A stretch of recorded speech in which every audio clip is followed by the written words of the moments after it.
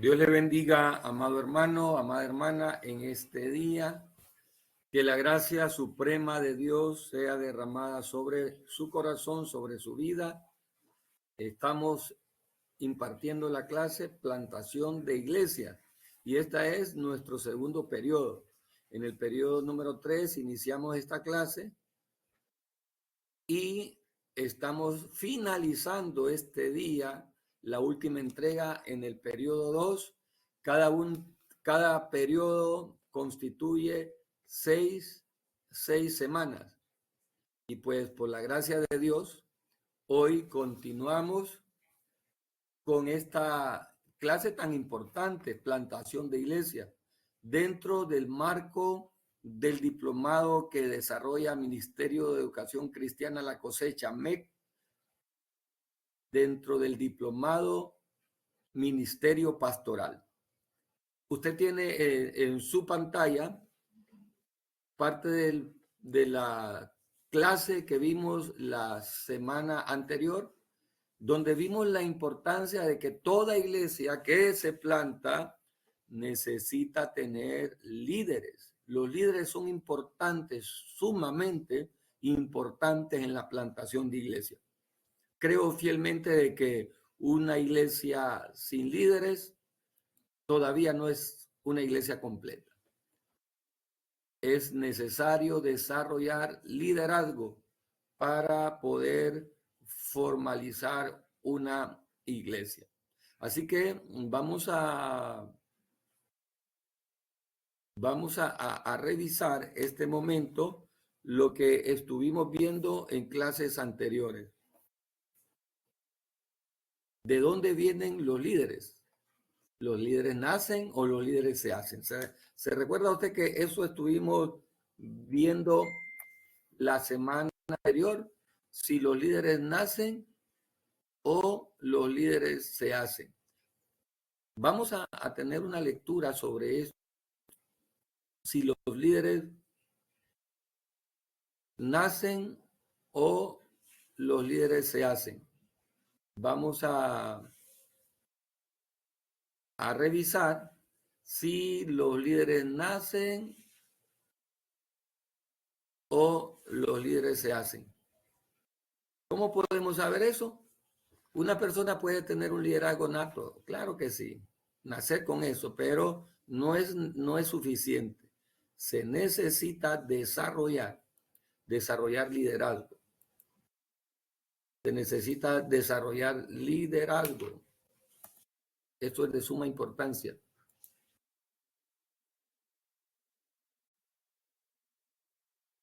Pero este elemento lo de tela que cortar sobre este tema de tanto interés. Vamos a ver algo más que revisamos la semana anterior. Los líderes emergentes están llenos del Espíritu Santo. Recuerde quiénes son esos líderes emergentes. Esta palabra es importante.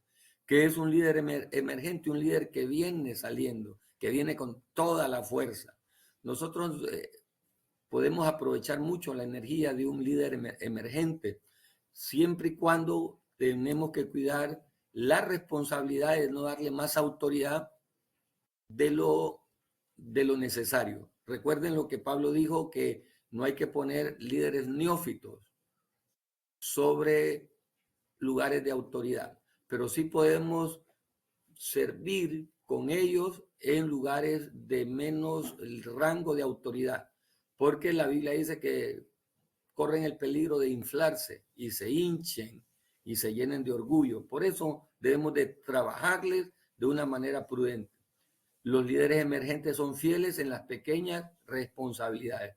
Y aquí está el detalle, las pequeñas responsabilidades. Si nosotros tomamos muy en cuenta esta situación, vamos a tener bastante crecimiento. Dos ingredientes esenciales: carácter piadoso, autenticidad espiritual, que debe tener un líder. Y esto es muy importante, transiciones a nuevos líderes. Una iglesia necesita nuevos líderes. Definitivamente, una iglesia sin nuevos líderes poco hace. poco hace porque los líderes se van por algún motivo, porque se rebelan, que es lo triste del cambio generacional de liderazgo, es cuando los líderes se rebelan, se van, se apartan. Duele menos cuando un líder se va por cuestiones laborales, por cuestiones familiares, por situaciones de cambio de ciudad, duele, pero no tanto cuando un líder cercano abandona la congregación a causa de rebelión. Por eso es muy importante tener preparado la transición de nuevos líderes. Es un proceso duro, pero si lo sabemos trabajar puede ser manejable. Muy necesario que nosotros seamos abiertos, como dice este inciso, con la gente. ¿Qué es lo que nosotros tenemos planeado, planificado? La gente que está con nosotros debe saber la visión, debe saber dónde estamos y hacia dónde vamos. Sea intencional en su enseñanza y planificación. Sea intencional. ¿Qué significa eso? Que la planificación es necesaria. No podemos estar siempre sacando actividades de la manga de la camisa, sobre todo cuando queremos que la gente esté ocupada. Iglesia ocupada no significa iglesia madura. A veces confundimos la ociosidad con la planificación. No necesitamos estar a actividad tras actividad. La verdadera iglesia madura no se identifica por el cúmulo de eventos que tiene, sino por la vida interior que hay en esa iglesia. Por lo tanto, planificar ayuda a tener un tiempo clave, un tiempo de comunión. Muchas personas creen que iglesia es eventos, eventos tras eventos, y se olvidan de la comunión, de las relaciones. Somos una familia, no podemos estar siempre de fiesta en fiesta. Necesitamos programar desarrollos sostenibles para la congregación, cómo ellos pueden vivir su vida de familia. Nos involucramos tanto en eventos de la iglesia que nos olvidamos que la gente que trabaja con nosotros también tiene familia. Eso es lo más triste del desarrollo ministerial. Que nosotros no tengamos cuidado de que nuestra gente necesita tiempo de comunión con sus familias. Hay que soltar un poco a nuestros líderes para que ellos sean verdaderamente funcionales, para que trabajen con alegría. Máxime, si alguno de nuestros líderes tiene la condición de que su cónyuge es inconverso, no conoce a Dios, usted debe preguntarse esto: ¿está la iglesia lista para el cambio cuando sea necesario ese cambio generacional de liderazgo? Vimos de esto también: busque el consejo de líderes respetados fuera de la iglesia local. ¿Qué significa eso? Nosotros debemos de tener una mentoría, personas con madurez, con conocimiento, que desarrollen un potencial, que nos asesoren. Necesitamos tener asesores. Y esto que duele también, liberar sin abandonar. A veces algunos de nuestros líderes se irán de nosotros a servir en otras funciones. No lo suelte. Si usted envía líderes a otro lugar a que ministren, no lo suelte. Siempre esté pendiente, siempre mantenga una relación. Después vamos ya a este tema, ya del grueso de la clase, lo que ocupa para esta semana: consideraciones estructurales. La iglesia se divide en dos grandes rangos. Lado A, vamos a poner aquí lado A, le voy a subrayar un poquito de amarillo para que lo vea: la predicación, la formación de discípulos, la oración, lo que a menudo se considera el lado espiritual de la plantación de iglesia. Y la otra parte, el lado B, que le voy a poner otro color, lado B que le voy a poner otro color, le vamos a poner aquí este celeste, azul turquesa, con las finanzas y reuniones estructurales y organización. Esto es la parte probablemente más bonita, aunque sea difícil, es complementaria a esta parte, la parte organizativa. Lo voy a decir de esta manera. El lado A es la parte administrativa, de ministrar, administración. Y lo voy a poner para que nos entendamos. Administración, el lado A. El lado B lo voy a poner igual. Le voy a copiar y pegar para que usted vea lo que vamos a hacer aquí. El lado B, que aquí le voy a cambiar. Le voy a cambiar para que usted, le vamos a poner administración. Entonces, una es la parte espiritual y la otra es la parte material.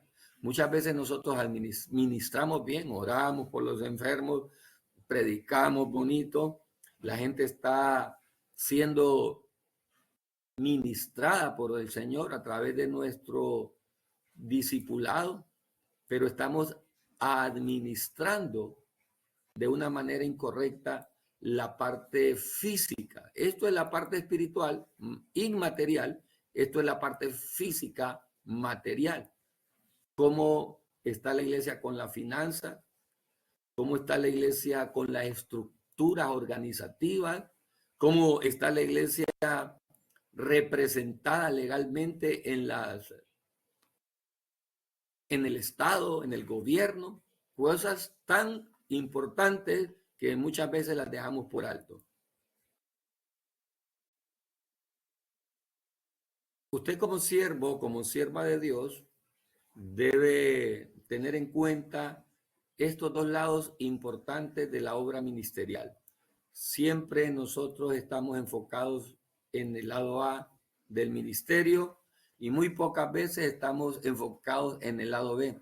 Y por lo general es la parte más débil, el eslabón más débil de las congregaciones generalmente es el lado B, porque no tenemos estructuras. Usted necesita desarrollar estructuras funcionales, porque cuando no cuidamos el lado B y por algún motivo el líder principal sale de la congregación por un tiempo indefinido o para siempre, queda la iglesia sin un rumbo. El lado B trata de el proyecto de iglesia, trata de la visión, trata de la misión, trata de los valores, trata de un manual para seguir. Y generalmente no tomamos en consideración. Vamos a leer lo que copié y pegué y edité del material que tenemos.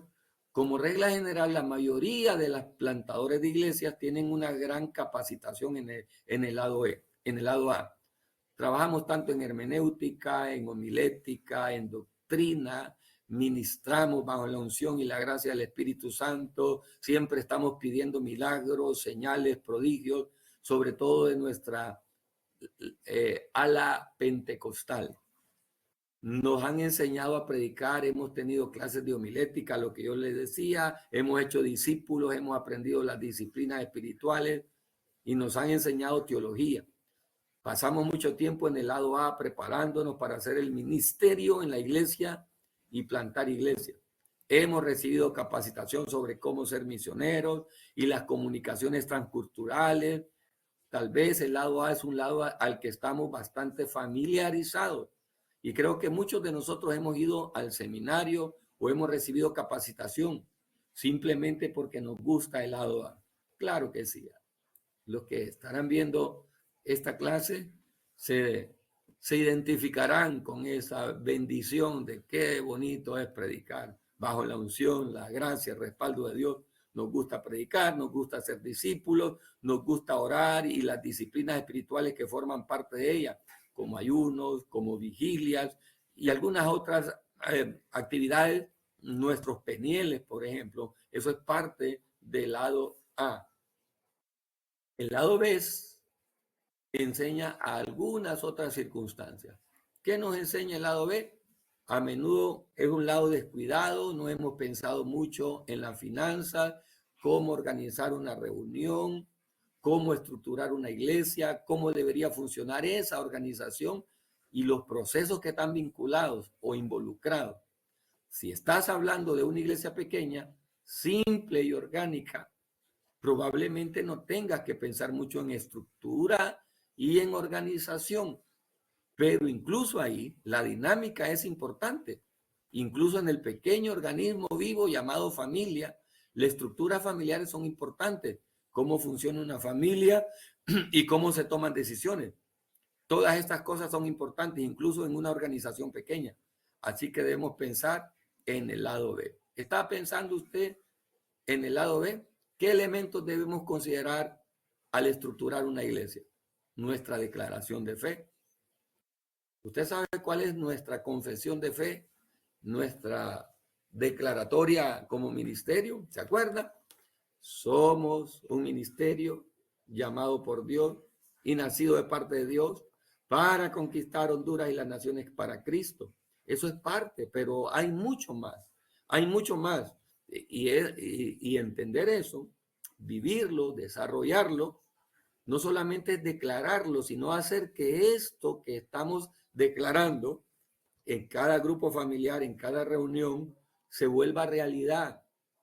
Si solo lo declaramos y no lo estructuramos, solo quedará como una emoción, una simple emoción. Lo que creemos, pero es útil pensar en qué es la declaración de fe, lo que creemos, pero es útil pensar en cuestiones como una declaración de fe. ¿En qué cree la iglesia? ¿Para qué? Para que no haya todo este gran debate sobre aquí estamos y qué hacemos y qué creemos acerca de esto. Pero en cambio, la congregación de la iglesia ha trabajado a través de esto. Lo que creemos, en qué creemos, qué queremos. Somos una iglesia que cree en la Trinidad, por ejemplo. ¿Cómo le enseñamos a la iglesia a que cree en la Trinidad? La salvación por gracia. Somos una iglesia que cree y trabaja en la gran comisión. Eso es nuestra declaración de fe. Ahora bien, ¿qué haremos para que esa declaración se haga realidad? Es ahí donde viene la constitución y estatutos. ¿Por qué existimos y cómo hacemos las cosas? ¿Cómo una constitución y estatutos dan el propósito de la iglesia? Esto nos ayuda a entender qué es un miembro. Mire todo esto, los estatutos, en cómo basamos nuestras reglas de disciplina, cómo basamos todas esas circunstancias. Es tan importante que nosotros como iglesia tengamos bien definido toda esta situación. Voy a dejar de compartir estas diapositivas para luego presentarles a usted nuestro libro, el libro que estamos utilizando. Así que voy a buscar nuestro libro que estamos utilizando para fortalecer este punto relevante. ¿En qué creemos y por qué creemos en lo que creemos y cómo vamos a lograr para que esto se lleve a cabo? Eso es lo que hemos estado viendo. Ya usted lo tiene en pantalla. Consideraciones estructurales fue lo que teníamos en las diapositivas. A partir de ahora voy a trabajar con el libro, Plantación de Iglesia. Ya vimos lo que es el lado A y lo que es el lado B. Voy a bajar solo para que usted recuerde que usted tiene este libro en su poder. ¿Y de dónde vemos este ejemplo de estructuración, lado A y lado B? En la iglesia primitiva, en el capítulo 6 del libro de Hechos. Cuando llegó ese debate y llegó la primera murmuración, la iglesia estaba caminando bien, capacitándose, creciendo, pero solo trabajando en el lado A. ¿Qué llevó a la iglesia a ese cambio de dejar el lado A Bueno, no dejar el lado A, continuar con el lado A y ahora trabajar a la par del lado A y el lado B. Porque, como dice el libro de Hechos, ¿quiere leer usted el libro de Hechos? Hágame un favor, pause esta clase y vaya usted al libro de Hechos. ¿Le parece bien? Pause la clase y vaya al libro de Hechos. Muy bien, ya tiene usted el libro de Hechos, capítulo 6, versículo 1. En aquellos días, como creciera el número de los discípulos, hubo murmuración de los griegos contra los hebreos. ¿Por qué? El primer debate, la primera dificultad que se desarrolla en la iglesia emergente, ya tenía más de 8,000 miembros, ya era grande, pero no estaba planificando. La falta de planificación, la falta de dedicación al lado B trajo como producto que en aquellos días, como creciera el número de los discípulos, hubo murmuración. ¿Por qué hubo murmuración? Porque no se cuidó, el lado B. Solamente se cuidó el lado A. Que aquí se me movió esto. Vamos a volver. Se me movió el libro de Hechos, pero vamos de nuevo. En aquellos días, como creciera el número de los discípulos, hubo murmuración de los griegos contra los hebreos, de que las viudas de aquellos eran desatendidas en la distribución diaria. Entonces los 12 convocaron a la multitud de los discípulos y dijeron, no es justo que nosotros dejemos la palabra de Dios. ¿Qué es esto? Lado A. Para servir en las mesas. Lado B. Entonces, ¿qué es lo que dice aquí el grupo de apóstoles? Buscad pues, hermanos, de entre vosotros a 7 varones. ¿Qué se necesita para estructurar el lado B? Personas sabias, personas dirigidas por el Espíritu Santo. Buscad pues entre 7 varones de buen testimonio, llenos del Espíritu Santo y de sabiduría, a quienes encarguemos de este trabajo. Y nosotros persistiremos en el lado A del ministerio. Y habrá un grupo de hermanos que esté en el lado B. ¿A qué me lleva esto, hermano? Que a veces el deseo de tener a una autoridad absoluta, esto no va a gustar mucho lo que voy a decir, pero el ejemplo lo tenemos en la iglesia primitiva, la iglesia apostólica. Muchas veces queremos que todo lo que pasa en la iglesia se mueva alrededor de los ministerios primarios, el pastor, el apóstol, el anciano. Y la misma Biblia nos enseña que la estructura correcta es que esas partes administrativas no las debe manejar el pastor. Pero la necesidad que tenemos nosotros de que no se nos suelte el poder absoluto, nos da miedo que alguien más tenga cuidado de la parte económica. ¿Por qué? Porque entendemos que el que maneja el dinero maneja el poder. Esto es desde el punto de vista secular, amados hermanos.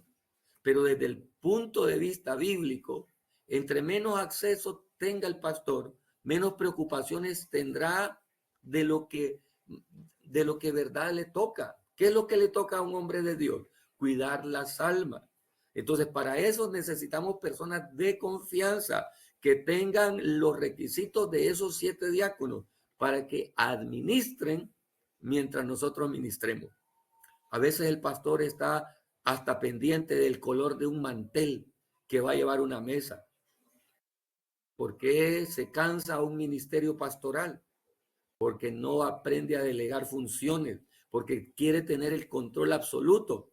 Y el mejor testimonio de esto lo vemos en la iglesia primitiva.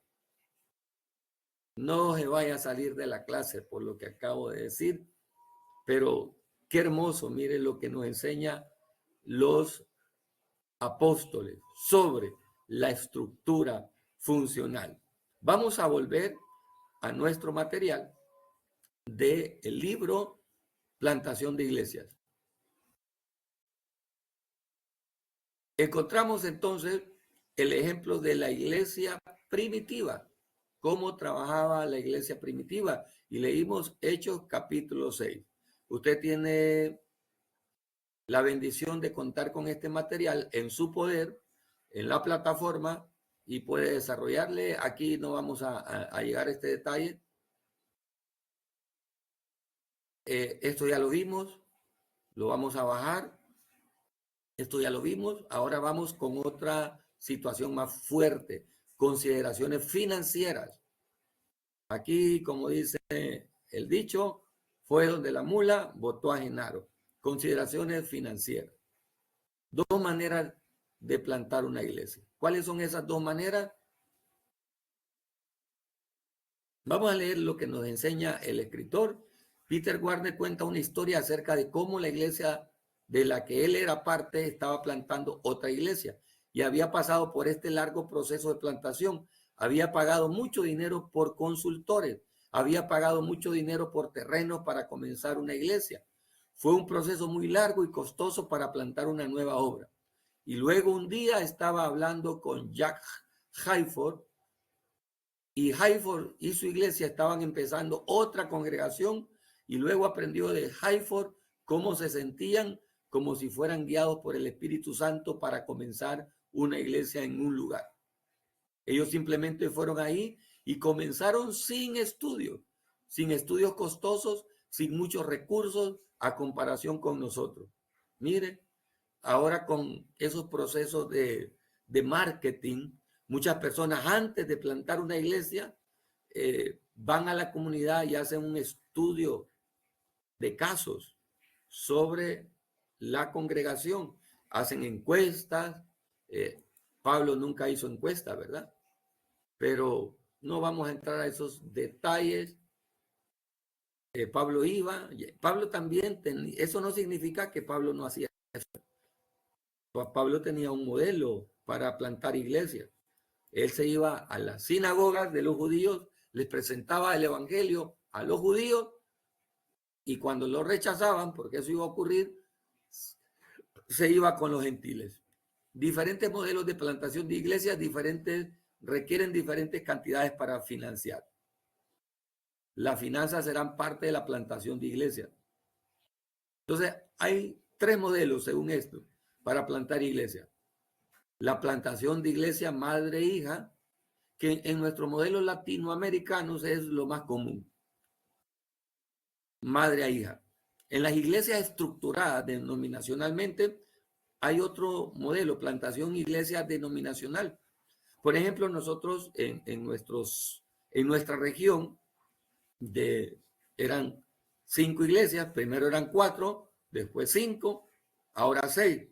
La región da una aportación para que donde se mande el pastor a esa comunidad sea sostenido por la denominación, en este caso una denominación que la constituyen 5 iglesias. La constituían primero 4, se envió a alguien, después 5, ahora se envía a otro lugar a alguien, ahora son 6 iglesias que inicialmente son sostenidas por la denominación. Pero cuando la iglesia comienza, solo la iglesia madre sostiene a la iglesia hija hasta que esté en el punto de madurez de sostenerse a sí misma. Y el otro modelo es un plantador de iglesias independientes. Se ayuda de colaboraciones individuales de algunos colaboradores, valga la redundancia. No importa el modelo que sigamos, lo que importa es hacer la voluntad de Dios de la manera correcta. Y si Dios nos mandó a plantar iglesias, hay que hacerlo, y sobre todo de una manera estructurada. Ahora yo le hago la pregunta a usted, ¿cómo está haciendo usted en su proceso de plantación de iglesia? Vamos a continuar.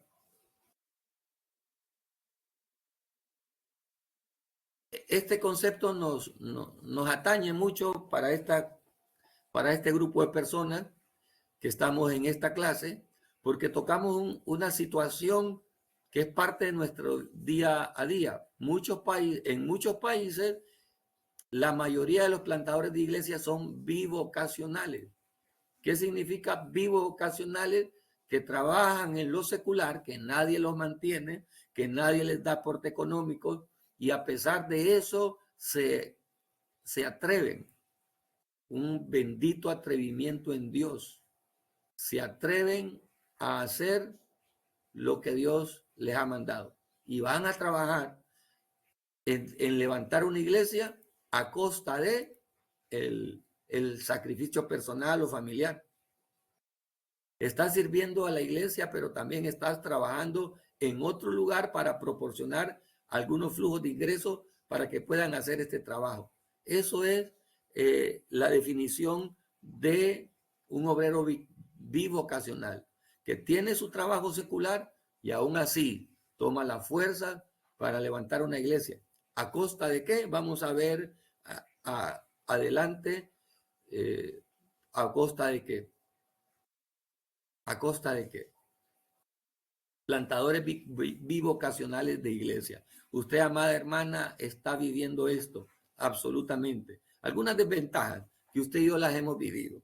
Cansancio, duro para las familias. Yo lo he vivido personalmente. Llego tarde, mojado, porque yo viajo en motocicleta, bien cansado de mi trabajo muchas veces, sin ganas de nada más que de dormir, de descansar, porque mi labor de diaria fue extenuante. Y llego a la casa mojado por la moto de la lluvia, aún me cambio y me voy bajo la lluvia, pero algo maravilloso me ha sucedido y lo puedo decir para glorificar el nombre de Dios. Solamente comienzo a trabajar en lo que estoy haciendo, si es un discipulado, si es una predicación, si es una visita pastoral para dar consejería, milagrosamente ese cansancio desaparece. Tengo experiencias innumerables de cuántas veces he recibido estas situaciones. Me acuerdo cuando yo era un joven estudiante y siervo de Dios y estaba en la escuela bíblica pastoral junto al que fue mi padre, mi pastor, mi padre espiritual. Y yo me acuerdo que estábamos trabajando en la parte secular de la iglesia. Yo sí estaba a tiempo completo, pero trabajábamos en todo lo de la iglesia. Éramos los obreros en todo sentido. Estábamos construyendo el edificio de la iglesia y a veces a las 6:40 terminábamos de la parte de albañilería. A esa hora nos bañábamos o medio nos acicalábamos y agarrábamos una moto, una bicicleta, no era ni moto, y a pedalear 40 minutos, una hora para llegar a una comunidad marginal. Predicábamos allá, regresábamos en la noche, 9:30, casi 10 de la noche, y como estábamos en construcción y esa pasión que yo tenía porque lo que estábamos haciendo se terminara, muchas veces seguías, nadie me lo obligaba, era mi deseo de ver terminado lo que habíamos empezado. A esa noche a veces me levantaba a las 2 de la mañana a seguir trabajando. Bueno, eso ya es enfermedad, ¿verdad? El deseo. Pero lo hacía con tanto corazón. Pero lo mismo toca hoy. Pero lo que vivimos también es el cansancio de nuestra familia. Es duro para la familia. A veces yo tengo que detenerme un poco y pensar en el cansancio que mi amada esposa está recibiendo por lo que yo hago, ¿verdad? Y trato a veces de bajarle un poco. Y de hecho, trato en este momento de hacerlo de una manera más equilibrada. Y eso es muy importante. Cuando somos obreros bivocacionales, debemos de buscar más equilibrio. ¿Y cómo vamos a buscar más equilibrio? Delegando funciones, que otros lo hagan. Pero antes de ir a ese equilibrio, otra deficiencia o desventaja es la legitimidad percibida. Algunos creen que porque nosotros estamos sirviendo al Señor y trabajando en lo secular, en nuestra autoridad ministerial es menos. Nada más alejado de la verdad de Dios, pero que tanto lo sufrimos, la legitimidad percibida.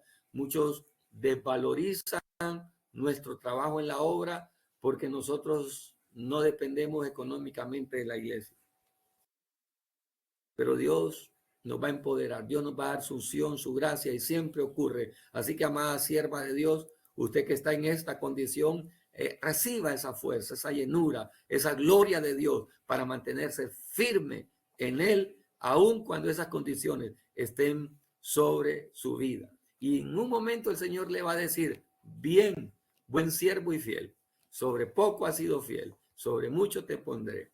Entra en el gozo de tu Señor. Nada nos quita a nosotros, obreros biocupacionales, la autoridad, el liderazgo y el respaldo de Dios.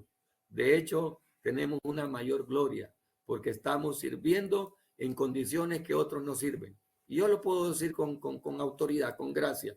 Mientras algunos pastores toman, y está bien, lo merecen. No estoy denigrando a los que viven de la manera tradicional el ministerio. Mientras otros pastores con todo merecimiento toman el descanso a veces el día lunes cuando el fin de semana ha sido agotador, a nosotros nos toca madrugar para ir a enfrentarnos a la vida, para ir a enfrentarnos a nuestras labores diarias.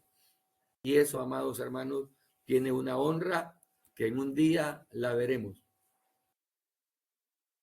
Entonces, ¿qué tenemos que hacer? ¿Cuáles son las ventajas de ser bivocacional? Contacto con la comunidad. Claro que sí. Solo las voy a enunciar. Usted léalas y vívalas para usted. Obliga a equipar a otros para ministrar. Claro que sí. Esa es una ventaja que podemos enseñar a otros que también pueden hacerlo como nosotros lo estamos haciendo. Reconcilia la falsa dicotomía sagrado-secular. Sí, yo soy un levita. Yo me crié con esa expresión, yo soy un levita. Y me creía en un momento cuando estaba dedicado a tiempo completo como que estaba en un estatus diferente a los demás. Y yo me lo creí en algún momento que yo era la gallina de los huevos de oro, ¿verdad? Y Dios me tuvo que llevar por otra línea para aprender de una manera diferente a trabajar en la obra de Dios. Entonces, el que yo esté consagrado a tiempo completo no me vuelve en la gallina de los huevos de oro. Reconcilia la falsa dicotomía sagrado-secular. Puedo ser sagrado, sigue siendo sagrado lo que yo estoy haciendo, aunque yo tenga mi trabajo secular. Libera al plantador de iglesias de la recaudación de fondos de carga financiera, porque el biocupacional generalmente depende de su economía, de su finanza. Entonces la iglesia se evita en algunas ocasiones, pero yo creo que una iglesia responsable, una iglesia fiel, una iglesia que respeta a sus líderes, aunque sean vivos ocupacionales, siempre bendecirá a sus miembros, a esos hombres y mujeres que están dando todo por la obra de Dios. Espero que su iglesia, amada hermana, aunque usted sea ocupacional, sepa reconocer ese trabajo, porque muchas iglesias pasan por alto el trabajo de hombres obreros biocupacionales y muchas veces no ponen en alto lo que otros hacen. Ser biocupacional es una opción viable, sobre todo a ustedes, amadas hermanas que están en Europa, ¿verdad? O en otros lugares donde no es fácil ministrar, rompiendo la dependencia financiera. Esto es demasiado importante, desarrollando la independencia financiera, enseñar mayordomía bíblica. Cuando una iglesia rompe la dependencia financiera, cuando no depende de ofrendas del extranjero. Si viene en gloria a Dios, bendito sea Dios, tómela, pero no dependa, no esté tocando puertas. Es triste que un pastor, esto es muy grotesco lo que voy a decir, pero necesario. Es triste cuando un pastor envía a los miembros de su iglesia con cajas, con botellas, a andar pidiendo en los semáforos. Eso es lo más denigrante que pudiera haber.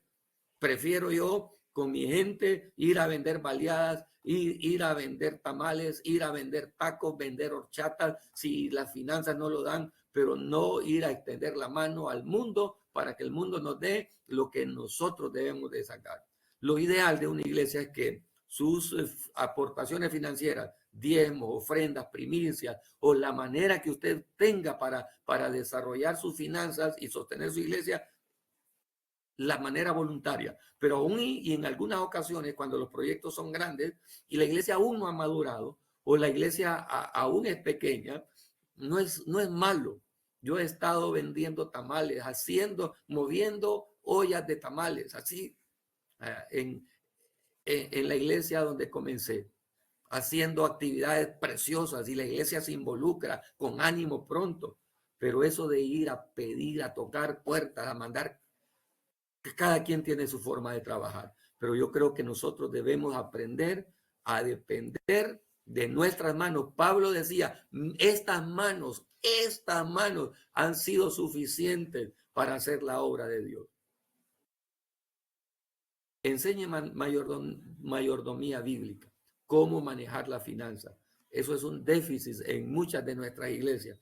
La falta de doctrina de mayordomía bíblica. Mostrar la visión de ser un autosuficiente. Una iglesia con madurez financiera es autosostenible. Somos en el sentido financiero, ¿verdad? Nosotros dependemos de Dios. Cuando dice autosuficiente, no se está refiriendo a que nosotros lo podemos todo y que al orgullo ministerial, sino a la capacidad de dependencia de Dios a través de nuestras propias manos. Pablo era autosuficiente. Estas mis manos han sido suficientes, decía Pablo. No debería depender del mundo para desarrollar el trabajo de Dios.